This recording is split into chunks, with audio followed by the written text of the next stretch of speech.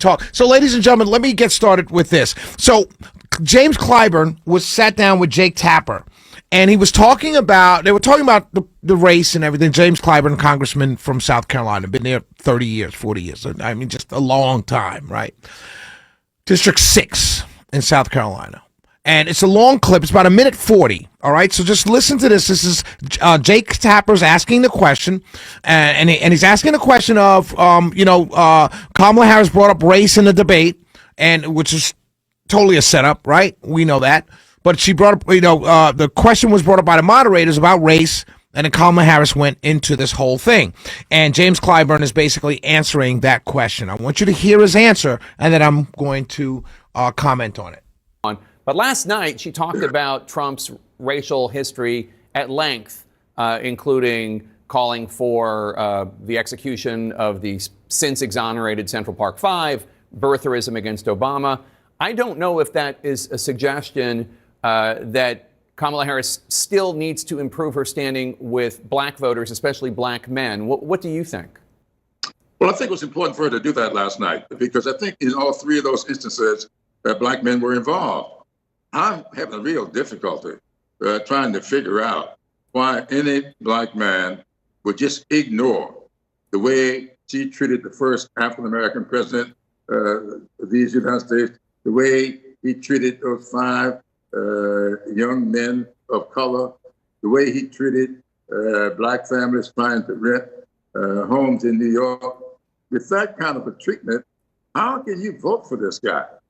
I don't understand anybody that tells me that they can ignore that sort of thing. And then when he referred to a black woman that had worked for him as a dog on national television, what black man doesn't have a sister or an aunt or a cousin and want to see a woman of color treated that way? I'm having real difficulty with any African-American man that tells me he can ignore that kind of discussion coming from Donald Trump and still vote for him. I always say in South Carolina, we always say the best way to tell what a person will do is to look at what he or she has done. So that was the clip. So I thought I'd do this, right? Memo, I do a memo to Representative James Clyburn. From Shelley Winter, talk show host, 95.5 WSB, Atlanta's News and Talk. Attention, Representative Clyburn. You're in the 6th district. You've been there for decades. Literally, decades. You've grown old in the seat. The Democrats, you had seniority over Nancy Pelosi. Don't think I forgot. And they made you my deputy minority whip. And they elevated her above you, even though you had been there longer, even though you deserved the job as a black man, sir. The Democrats pushed you to the side. When it was your turn, because there's a turn system in Congress, when it was your turn, you as a black man from South Carolina, they pushed down. I'll start there.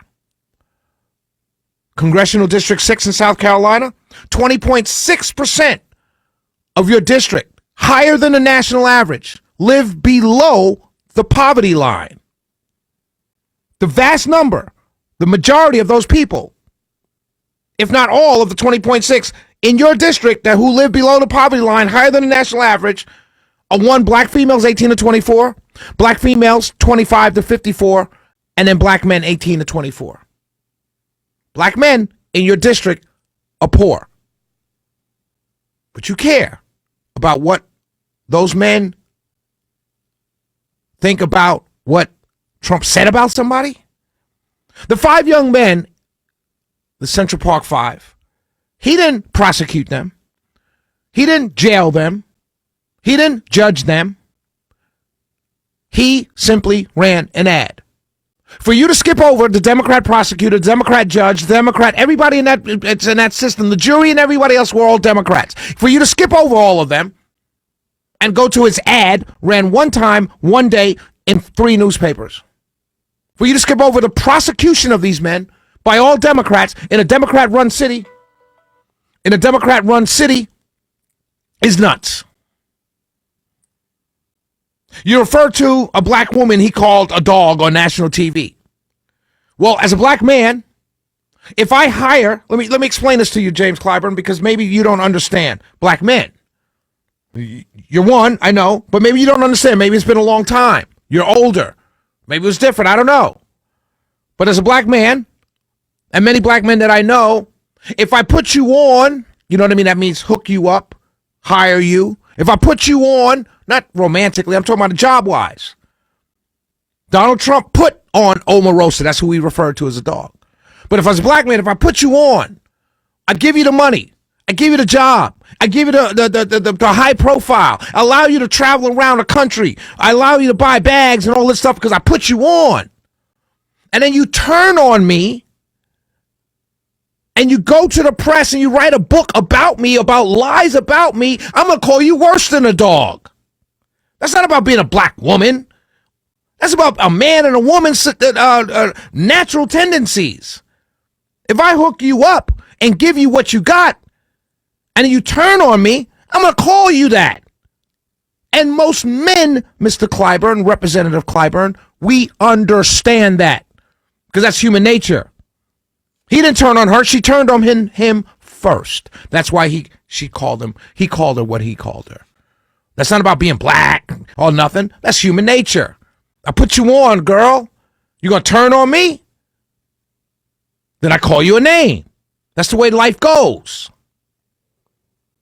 African-American men are not ignoring these silly things. The way he went after the first black president. No, the way who went after who? The way you went after Donald Trump? The way you went after Donald Trump? The way you went after Donald Trump? The way they went after Clinton? It's politics, James. Just because he was the first black president doesn't mean he doesn't get the smoke that every other president has gotten in the history of this country. The opposition is going to attack him just like they attack everybody else. It's what is called politics. African-American men understand that because we grew up playing those games. We grew up making fun of each other. We grew up making fun of each other's families and your mama jokes. These things don't bother us. We're not children, sir. And your last line. Here in South Carolina, my grandma, the best person will do is what they say. All of that, yeah, claptrap. You know what I know? I know that the poverty rate in your district by black or with black people is higher than the national average. So you've been there for decades. Most of the black people in your district are poor. The highest level of educational attainment is some college, not all college, some college. So the education system is bad in your district. The educational outcomes are bad in your district. That's why black men are voting for Trump. Can't guilt us anymore into silliness. How can you vote for someone who talked about a black woman like that? What? How can you not vote for a man where my life was better, where I was able to take care of my children, where I was able to buy groceries? If I owed child support, I still had money to hit the club. Now I'm broke every payday because of her and him and you. This guy had it rocking when he was in office. I'm going back to rocking, sir. All that other stuff doesn't pay the bills. Shelley Winter Show, 404-872-0750, 1-800-WSB Talk. I don't see how African-American man can vote for him. No, I don't see how any man can vote for her. We'll be right back.